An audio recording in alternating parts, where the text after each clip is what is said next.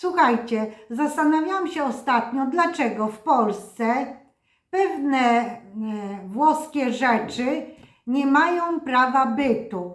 I nie chodzi tutaj o klimat, lecz o to, co my mamy w głowie.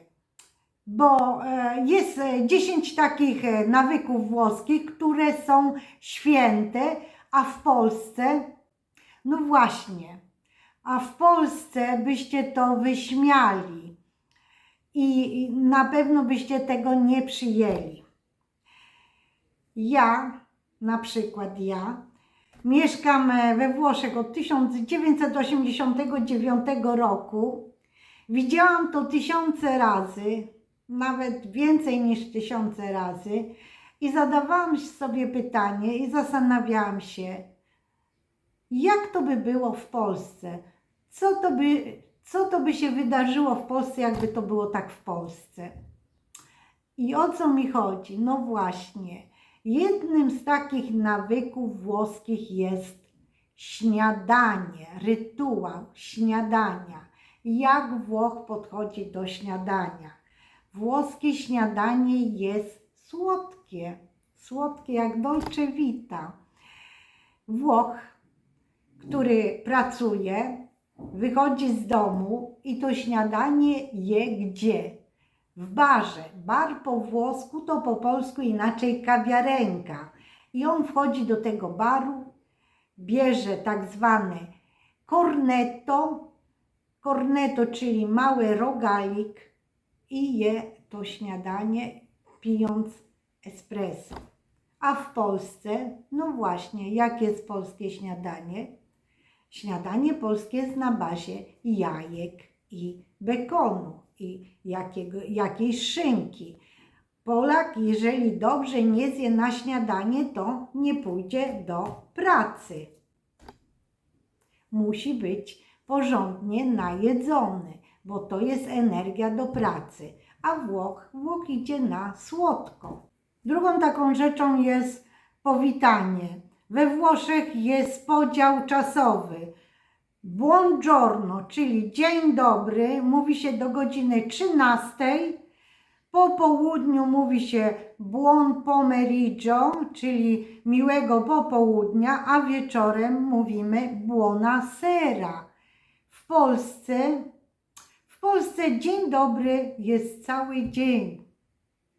Napisz mi, czy się zgadzasz z tą opinią, czy rzeczywiście tak jest w Polsce, że cały dzień się mówi dzień dobry, czy rzeczywiście jest tak, że do pewnej godziny mówi się dzień dobry, a po tej godzinie mówi się dobry wieczór. Następną rzeczą też taką bardzo ciekawą, którą w Polsce przypuszczam, że nie ma, tak nie jest na co dzień, to jest właśnie ten trzeci punkt, to, że tutaj często w miejscach publicznych bezpośrednio mówią Ci na ty.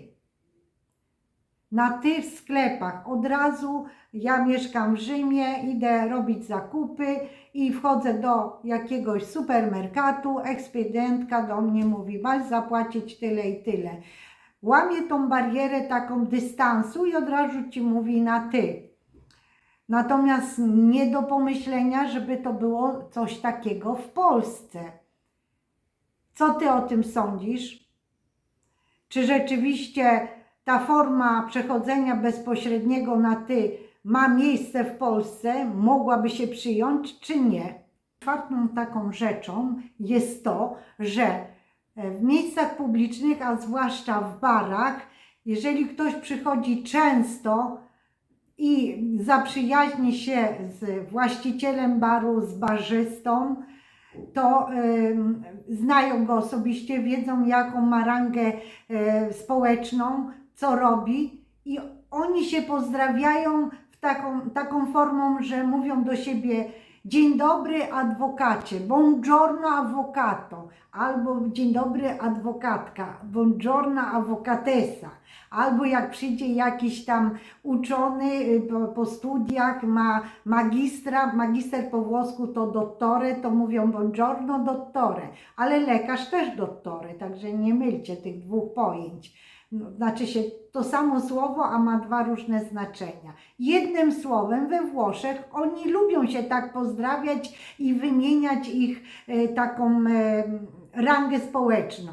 Ja jak pracowałam w restauracji, bo mieszkam tutaj, jak Ci powiedziałam na początku, od 1989 roku. Moja pierwsza praca była tam z rodziną, ale za parę miesięcy poszłam pracować do restauracji, więc jako kelnerka, więc zobaczyłam ich zwyczaje i jak wchodziły jakieś osoby o jakiejś tam randze społecznej, czy nawet miały tytuł szlachecki, to oni to podkreślali. Przychodził do restauracji taki książę, który się nazywał Ruspoli. Jego pałac znajduje się przy ulicy Via del Corso, jest Palazzo Ruspoli i jak on wchodził, to mówili do niego Buongiorno Principe, bo on był książę, czyli Principe. A jak przychodziła jego żona, to Buongiorno Principessa. Takie to właśnie były powitania. Jak przychodziła kontesa, hrabini, to mówiło się Buongiorno Contessa. Ja na początku, powiem Wam, że byłam zaszokowana. Ja mówię, co to znaczy? Conte, Principe, Contessa, Barone, Baronessa. A tu mi właściciel w restauracji tłumaczy, że to jest takie normalne we Włoszech. Ja w Polsce mieszkałam za czasów komunistycznych, bo wyimigrowałam, jeszcze Polska była w szponach komunistycznych. Nigdy w życiu się nie spotkałam, żeby ktoś kogoś tytułował w jakimś miejscu publicznym. I to jest normalne do dzisiaj. A w Polsce, no w Polsce człowiek wchodzi do kawiarni nawet codziennie, kelnerka go przywita, powie dzień dobry, tu jest miejsce i nie mówi Ci dzień dobry Pani magister, dzień dobry Pani adwokatko, dzień dobry Panie prezydencie. No może jakby przyszedł prezydent, to może by tak powiedziała, ale ogólnie rzecz biorąc to nie ma miejsca.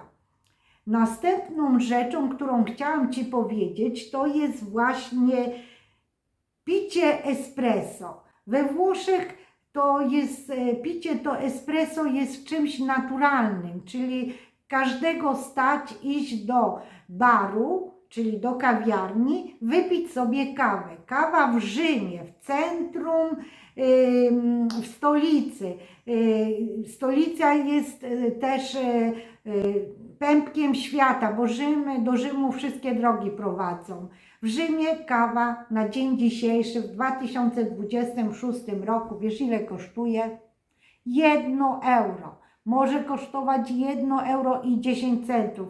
Maksymalnie może kosztować 1,50 euro, ale gdzie? W takich słynnych miejscach jak w Rzymie, w centrum Rzymu, jak schody hiszpańskie lub przy Panteonie. Ja mówię to 1 euro, bo 1 euro płacimy, jeżeli pijemy espresso, czyli tą małą kawę przy ladzie, czyli tak zwane al banco, przy ladzie. Natomiast w Polsce, w Warszawie kawa kosztuje 10 albo 12 zł, czyli takie małe espresso. Więc dla mnie to jest bardzo dużo i nie każdego Polaka stać, żeby iść codziennie wypić tą kawę w takiej kawiarence. Natomiast Włoch może wejść do takiej kawiarenki nie tylko raz dziennie przez 31 dni w miesiącu, czy tam 30 dni, ale nawet 2 razy albo 3 razy dziennie. Ja na przykład osobiście do baru chodzę 2 razy dziennie. Stać mnie zapłacić za kawę to 1 euro i jeszcze dodatkowo zostawia się taką minimalny napiwek w formie 10 centów, maksymalnie 20 centów. Taki jest zwyczaj i ludzie wrzucają albo do jakiegoś tam, stoi jakiś kubeczek i tam wrzucają, albo jak zapłacą, to kładą na rachunek na tej ladzie i wychodzą. To jest takie podziękowanie za tą uprzejmość tego barzysty. Następnym takim punktem, ja sobie tutaj spojrzę na kartkę, no właśnie, następnym punktem jest 6. punkt, picie cappuccina. Cappuccino we Włoszech, w całych Włoszech. Włoch pije cappuccino, wiesz do której godziny? Do godziny 11. Nie ma Włocha, żeby cappuccino wypił po obiedzie, czy po południu, czy na podwieczorek, czy wieczorem. Absolutnie. Jest taki, no można powiedzieć, niepisane prawo, że cappuccino pijemy tylko do godziny 11.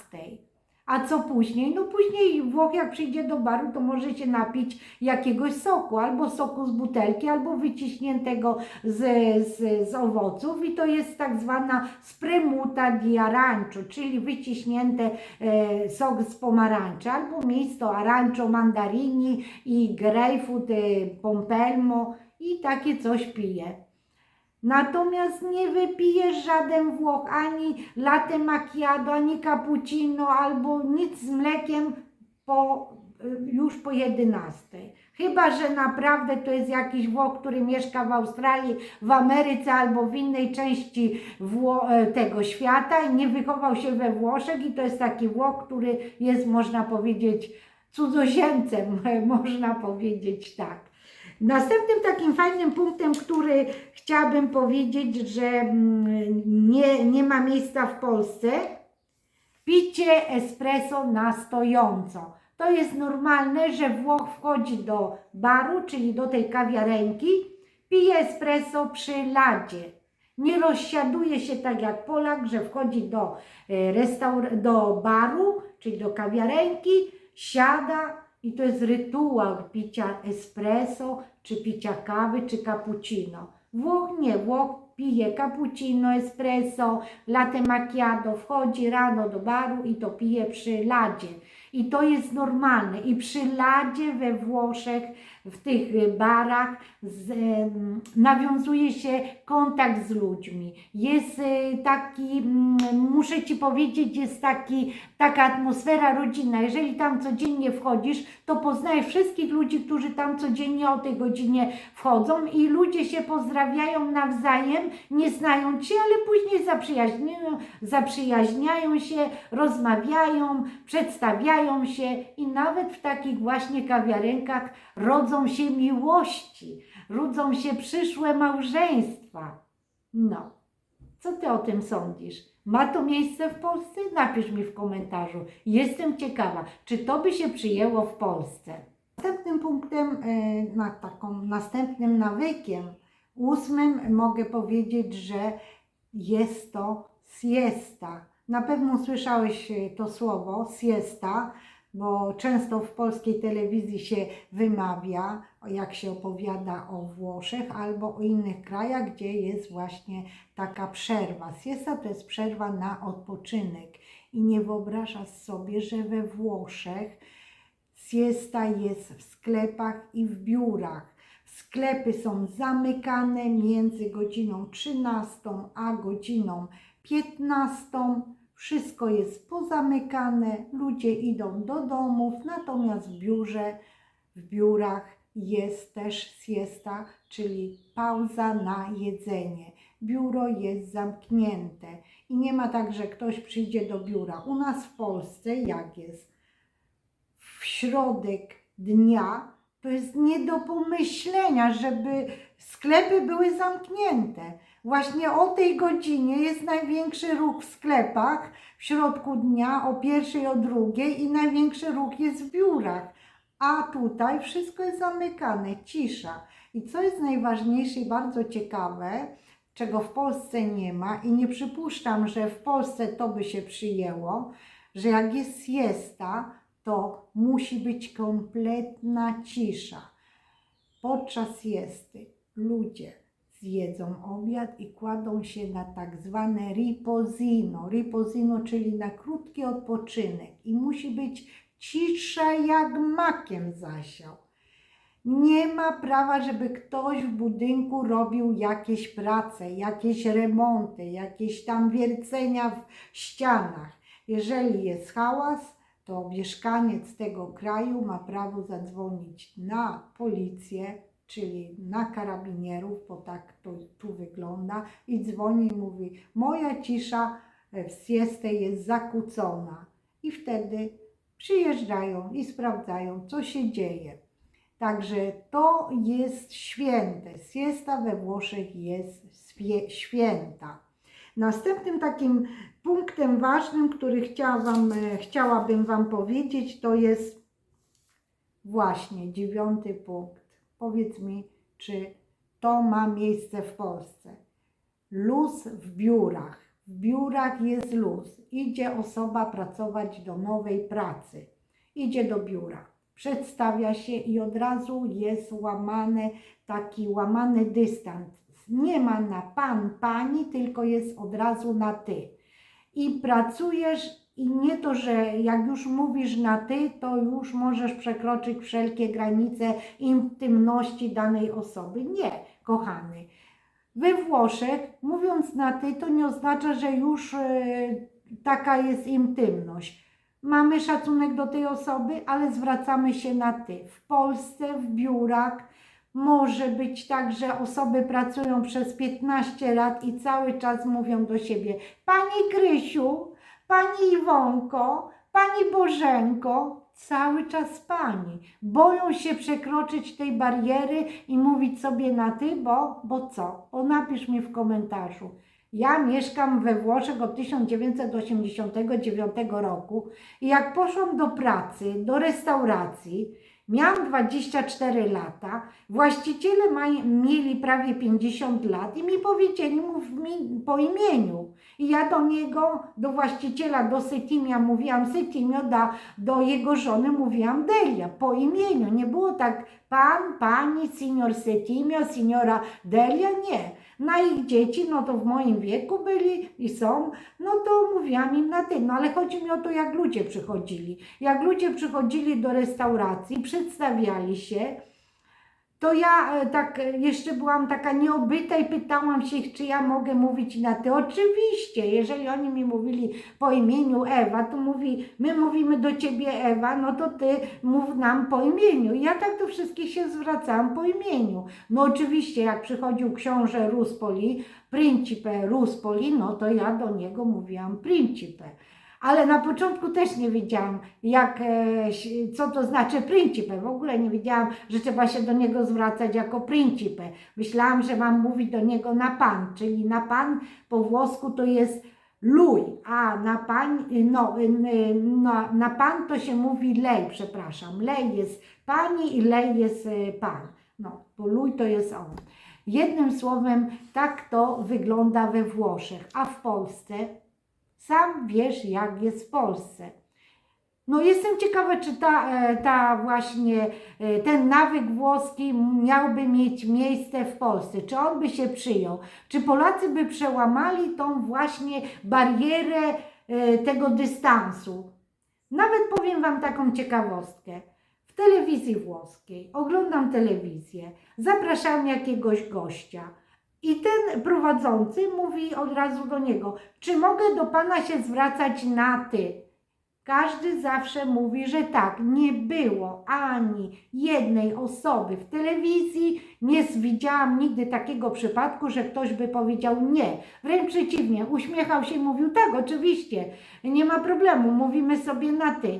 I ten dziennikarz miał łatwiej zwracać się do takiego gościa, chyba że miał przed sobą prezydenta albo jakiegoś naprawdę na wysokim stanowisku osobę profesora, doktora rehabilitowanego, no to nawet nie śmiał mówić do niego, czy mogę. Ale takich normalnych, zwykłych ziomków, ludzi, którzy jacyś tam mają jakieś różne prace, zapraszają gości z różnych wydarzeń i tak dalej i od razu do nich mówią na ty. A w Polsce też się nie spotkałam, żeby dziennikarz, który prowadzi jakiś program, powiedziałby do gościa: czy ja mogę się do ciebie zwracać na ty. Nie widziałam. Nie widziałam coś takiego. Nie spotkałam się. A jeżdżę do Polski, oglądam telewizję polską, no i nie spotkałam się z takim czymś. Następnym takim fajnym punktem, który chciałabym poruszyć dzisiaj, to jest właśnie włoska elegancja. Właśnie, włoska elegancja polega na tym, że żadna Włoszka, a mieszkam tutaj już ponad 30 lat, 37 lat będzie w tym roku. Żadna Włoszka nie wyjdzie z domu wyrzucić śmieci w dresach. Ona musi być zawsze elegancko ubrana. Ona zawsze jest elegancko ubrana. Chyba że nie wychodzi z domu, no to chodzi w podomce. Ale jeżeli ma wyjść z domu i pokazać się ludziom, to ona wychodzi zawsze elegancka, ubrana, nie w dresach. Chyba że jakaś młoda Włoszka, czy jakaś pani w moim wieku ma iść biegać, to wtedy zakłada sobie dres, przy okazji wyrzuca śmieci. Ale tak Włocha ani Włoszki nie spotkasz w dresach, jedynie jeżeli uprawiają sport. A w Polsce jest normalnie, że ludzie wychodzą sobie z domu wyrzucać śmieci, no jak, mieszkasz w bloku, widzisz, nawet sam ty wychodzisz w dresach.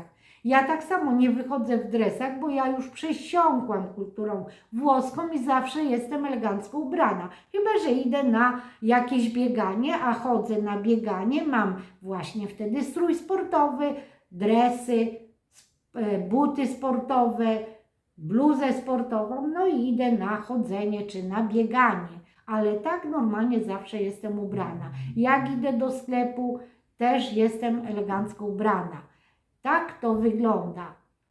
Powiedz mi, czy tak jest u Ciebie? Czy w Twoim miejscu zamieszkania, w Twoim bloku, w Twojej miejscowości, jak idziesz wyrzucać śmiecia, czy jesteś właśnie ubrany elegancko, czy nie?